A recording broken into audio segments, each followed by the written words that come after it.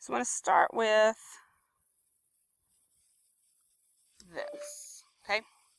A function machine, all right, from back in the day, like pre-algebra stuff, right? And maybe you've never seen a function machine, but if I taught algebra, I know for sure we will be talking about function machines. When you very first learn how a function works and your inputs and outputs and independent and dependent. So our function here is y equals x minus 8. Super easy, right? So you get to choose your x's, right? When you have a little t-chart, you get to choose x. You put it into the function machine. The function does its thing and it spits out your answer, right? That's how functions work. We usually choose x, then we get y. So if I put my input to be 1, I mean, we already hopefully know what it's going to be because we know how this works. But I'm going to run my function machine. He's going to go in there. He's going to do his thing, and it spits out a -7. I could then choose to put in a 2. Does its thing, spits out a -6, right? It's the whole concept of what a function is. So I want you to think about this. Now I'm going to show you first.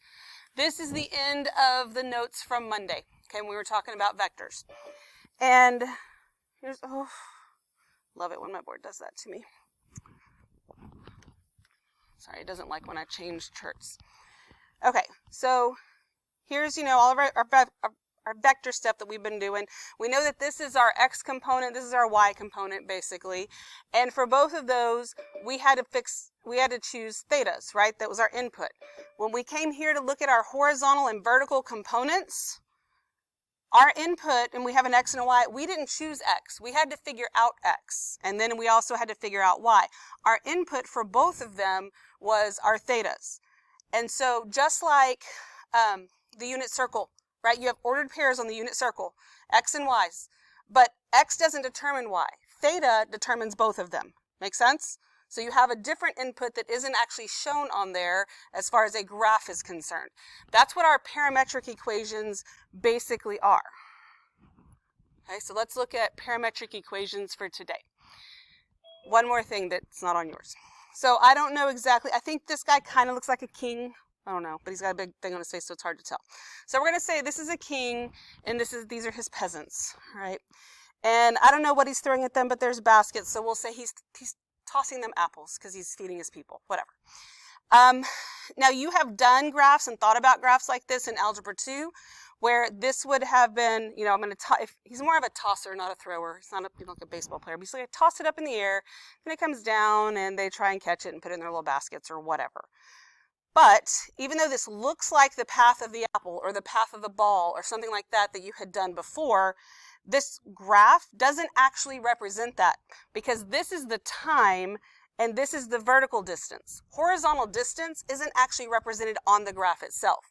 So although visually we think this is actually the path of the ball, that would only be true if this was actually your horizontal distance. But instead it's always your time. Does that make sense? Or what you've done so far is your time. So with parametric equations, we can actually see the path of whatever it is that's happening. Okay? Just like if you went somewhere and went this direction, that direction, whatever, and you're trying to figure out how far you are from home, the farther you go, it can go up and down like this, but that's not actually your distance from home or whatever. So it's going to be kind of a different type of graph where we have to calculate x and y. So this is very wordy. I know. I'm going to read all of it to you, which is a terrible way to do things, but I tried to take out as many words as I could, but I really wanted to make sure you understood how these graphs are different than what you're used to. So, algebra is really about relationships. Okay, y'all need to mute yourselves, please. Wow.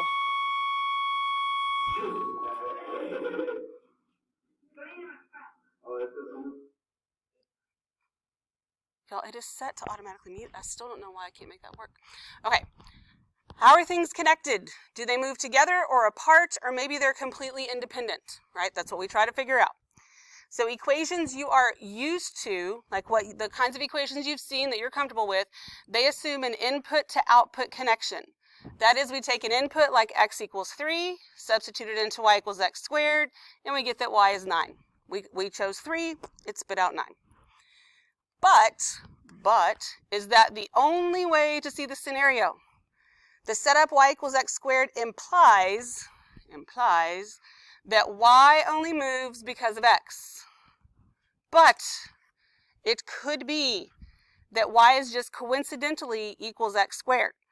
And some hidden factor changing them both, the factor changes x to 3 while also changing y to 9. Like they both get changed. It's not that x actually determines y. So here's an example. For every degree above 70, a store sells x bottles of sunscreen and x squared pints of ice cream. So that's for every degree above 70. So we could write an algebraic relationship like this.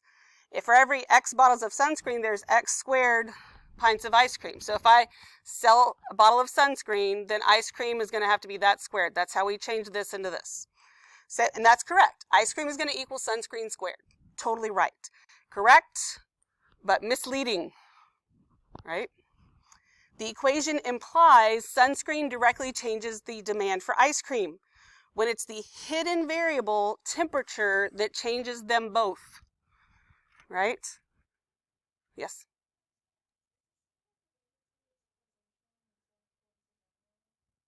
Yes, pretty much. It's much better to write two separate equations that directly point to causality. Causality right there. Because it could be that it's really hot outside, but maybe it's not sunny. And so they still might sell the ice cream, but not the sunscreen. Because this is a generalization. It doesn't like always happen that way. But sunscreen and ice cream aren't directly related to each other, but they're both directly related to temperature. And temperature drives them both. Just like theta drives cosine and sine in the unit circle, it's not that the x drives the y, which is, again, what we're kind of used to. So instead, we'll have two separate equations. Sunscreen equals temperature minus 70, and ice cream equals temperature minus 70 squared. That makes more sense because they're independent as far as how the relationship is. So the idea is that temperature impacts ice cream and temperature impacts sunscreen clarify the situation. We lose information by trying to factor information away from the common temperature. Parametric equations, this is what we're doing today, parametric equations get us closer to real-world relationships. Okay, makes it make more sense. Also makes our graphs look very different than from what we're used to, because we're used to an independent-dependent relationship, and that's not what's happening with these. Okay. All right, let's see. So it's easy to have the misconception. We don't want to have a misconception that parametric equations involve time. That's not necessarily the case. Clearly, that other one was temperature. It's always t, though. That's always that variable. So time and temperature is kind of what it makes you think of, but it could be other things. The key insight is parameters point to the cause. Why did we change? Maybe it was time or temperature or perhaps sunscreen. Really does make you hungry for ice cream. All right, so most algebraic equations lay out a connection like y equals x squared. Parametric equations remind us to look deeper. Don't get stuck in the time physics mindset. It's not always time and distance or anything like that.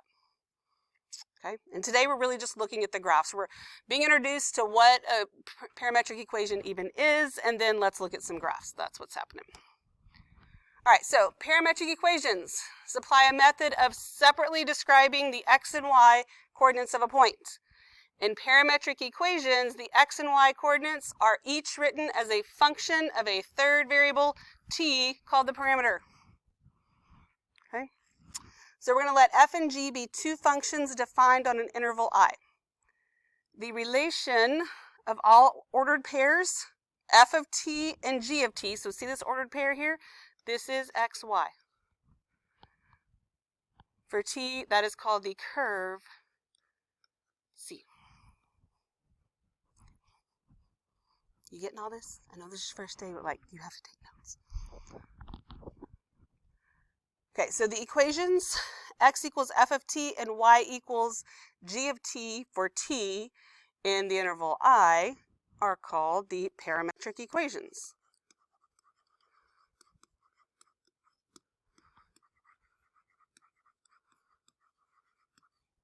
For C.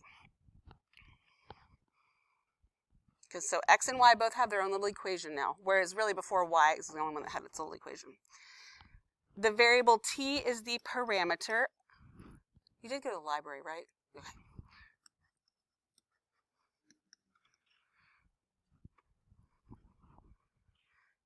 Then if a curve C is defined by a pair of parametric equations, we say that the equations give a parameterization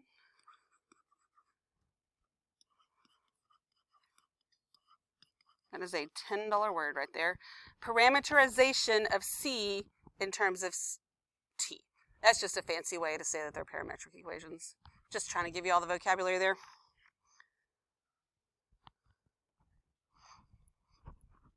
All right. So, let's look at how this works. A golfer hits a golf ball. The initial velocity and angle of elevation are used to formulate these equations. So the equations were given to us. And these describe the path of the ball. So it's actually the path, it's not a time distance thing. And this is our interval. T goes between 0 and 4. So we're going to make a table of values. Usually when we make these, we just have an x, y, but you're going to have 3 columns here because you're going to have the t, and then you're going to have to figure out x and y. So t goes 0, 1, 2, 3, and 4. So then I'm going to take t, and I'm going to substitute it into the x of t. So this will give me 0, and then 260. No, it won't. It'll give me 1.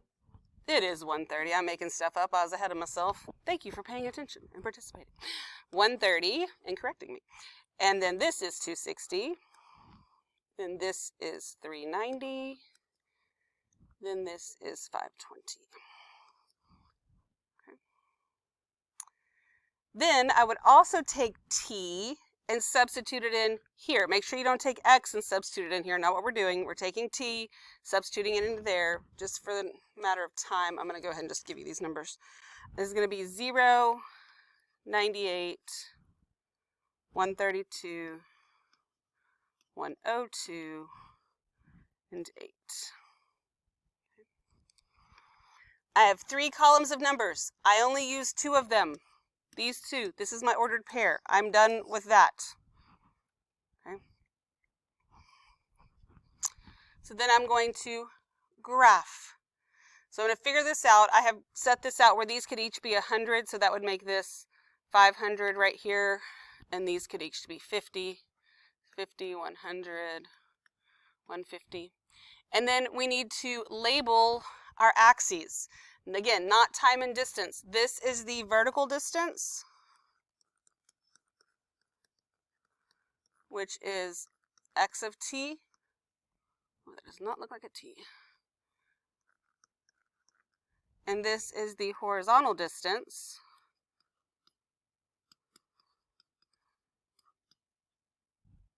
it is not x either. My Lord have mercy. What the heck? This is y because it's the y-axis and that hasn't changed. Sorry. And this is x of t.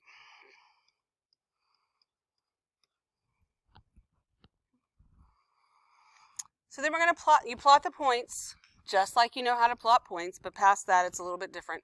So I have a point at 0, 0 because I haven't hit the golf ball yet. Then at 130 I'm at 98. So this is 130-ish. This is 98-ish. Then 260, right about there. 132, right about there. See, that's 4, so 390, right about there. 100, right about there. 520, and 8. Okay. Got my points there. This is not a continuous function. It's not even a function as you know functions. I do connect these, so it makes what looks like a parabola, what you would be thinking of about the path of the ball. But I do not go past these outside 2 points. There's no arrows on the end. It's not a continuous anything. But it's literally the path of the ball. So something that you need are arrows, because I'm over here hitting the ball going this way. It could be that somebody's over here hitting the ball towards me. And so I need to know which direction I'm actually going. This is what's actually going the way it's going. So you have to have arrows on the function itself, but again, not at the ends because they mean something different. Doesn't mean that I go on forever. It means that's the direction that the ball is traveling. This is the horizontal distance. it travels, this is your vertical distance. And time you don't actually see on the graph. What kind of questions you got? Anything? I'm sorry, say that one more time. This specific one. It can be other things besides distance, but yes, in this particular case, we're only looking at distance. Anything else? Alrighty. Next part then. This will go quick. So this is, again, the same type of idea. I mean, just re-explaining the same thing. So if we have a baseball thrown in the air, the function f of t equals 40t represents the horizontal distance. So if I just throw a baseball in the air, this is the horizontal distance it travels. Right? So the longer it takes, the farther it's going to go because I've just thrown it up in the air. And even though it's going to come up and go down, it's still traveling a horizontal distance. The ball has traveled after t seconds. The function g of t equals this represents the vertical height. This is more of what you're used to thinking of, but remember, even though it sounds good, this doesn't represent your horizontal distance. This is just time. The vertical, it just goes up and then it comes back down, okay? So if we want to show them both at the same time, that's where we can make them into parametric equations. So this is f of t, this is g of t. So to show both vertical height and horizontal distance on the same graph, we use parametric equations. So if f of t and g of t are continuous functions of t, then the corresponding parametric equations are defined as x equals f of t and y equals g of t. They're just each their own little equations, their own little functions. T is called the parameter, which could be time, could be temperature, could be something else. We've got a parametric interval and a parametric curve. Okay. So it says, write a set of parametric equations for the scenario above, then complete the table and sketch the graph. Okay, well, if we know that x equals f of t, I'm going to go back up here. X equals f of t, y equals g of t. So these are my equations. X equals 40t, y equals this mess right there. So those are our equations that we can write down here. X equals 40t, y equals negative 16, I don't remember the rest, so t squared plus 48t plus 64. And then this is our defined interval. So I'm going from 0 to 4 for t, so 0, 1, 2, 3, 4. Substitute, so to find x, I substitute 0 in here. This is 0, and then 40, and then 80, and then 120, and then 160. Then I would take t again, substitute it into this. Okay, so I'll just tell you what those are again. This is 64, 96, 96, 64, and 0. Okay. I am essentially at this point done with t. I'm not that doesn't get plotted on my graph at all. I can, if each one of these is 10, we'll count by 10. So 10, 20, 30, 40, make this 50. 10, 20, 30, 40, make that 100. 150. Same going up the y-axis. 10, 20, 30, 40, 50. 10, 20, 30, 40, 50. 10, 20, 30, 40, 50. 150. Okay. And because I know what's going on in this graph, that this is my horizontal distance and this is my vertical distance.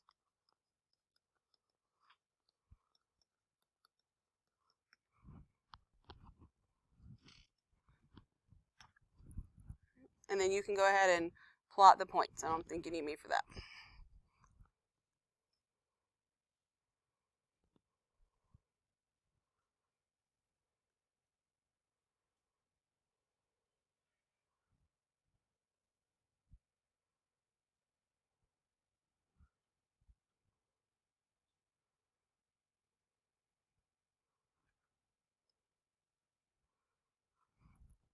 Don't put the arrows on, though, if you get ahead of me.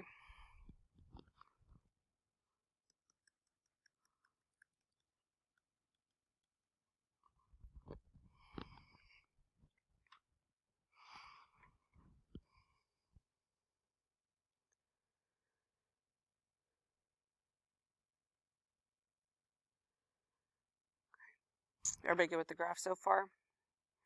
Now, again, arrows is what we're going to do. On this one, I'm going to show you just a different way to do it, but instead of the arrows, another way to do it to make sure that you're defining which way it's going is that you can label each of the points. So this point is when t equals 0.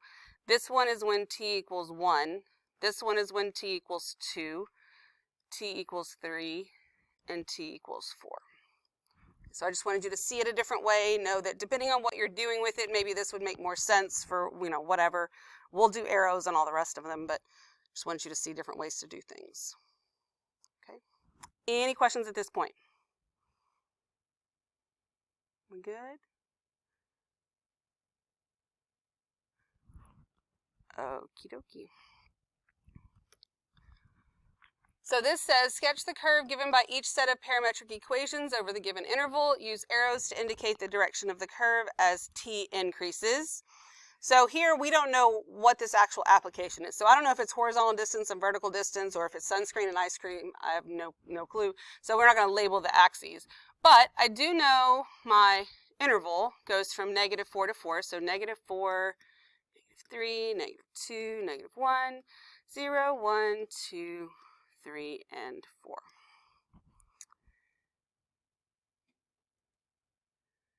So then I will substitute them in. -4 squared is 16, minus 7 is 9. My pen won't work. 9, there we go. And then -3 squared is 9 minus 7, which is 2. 2 squared is 4, minus 7 is -3. Then 1 minus 7 is -6. 0 minus 7 is -7. 1 minus 7 is -6 again. This is -3 again. This is 2 again, and 9. Okay. So then I substitute into y, but I'm using t. So that would be -2 plus 5 is 3. -1.55 is 3.5. -1 and 5 is 4. -1 half and 5 will be 4.5. And this will be 5. Then this will be 5.5 and 6, 6.5 and 7.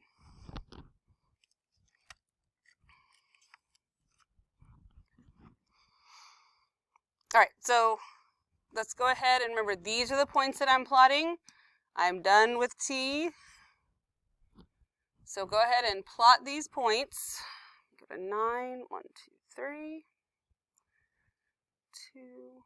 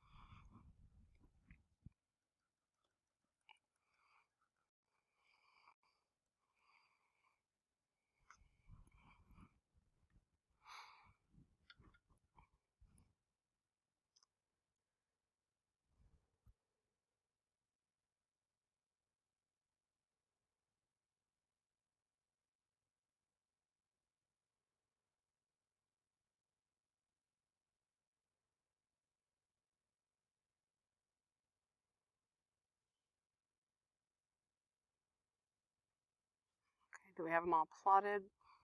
So the arrow is super important here. Now notice that both of these are functions. This is not a function as you think of it because it doesn't pass the vertical line test. But again, completely different thing going on here. But the arrow is important. So once you're done, you got to think about where you started. Did you start here or did you start here? Well, we started here and traveled this way. Ugh.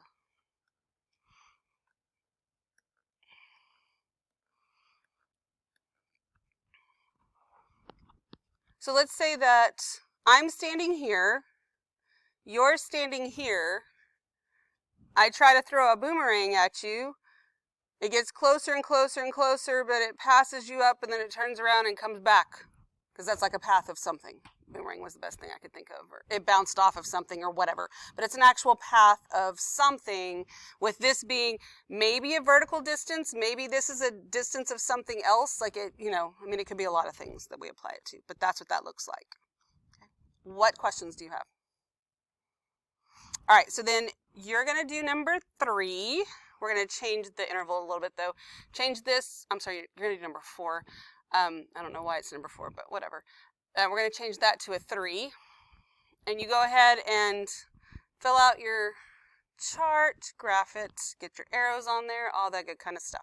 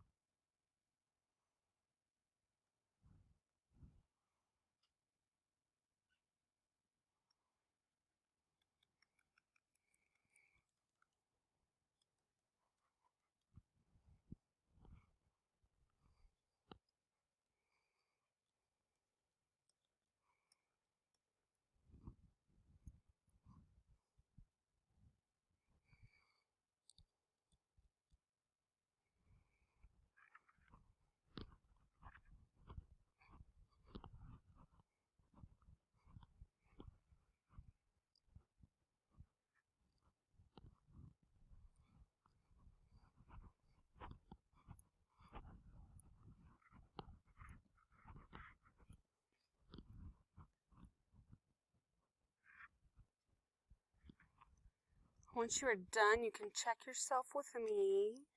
Please let me know if you have any questions. Your assignment today is in Cami. You only have 4 graphs to do. And don't forget that you have a quiz tomorrow. All of y'all that were late to class probably missed me saying that at the beginning, but it's on the calendar. You got a quiz tomorrow. All right. So whenever you finish, if you don't have any questions, then we are done for today. So if you're on Zoom, you are free to go unless you have questions for me. And you'll go ahead and get started on your assignments. I'll leave this up here in case you're not done.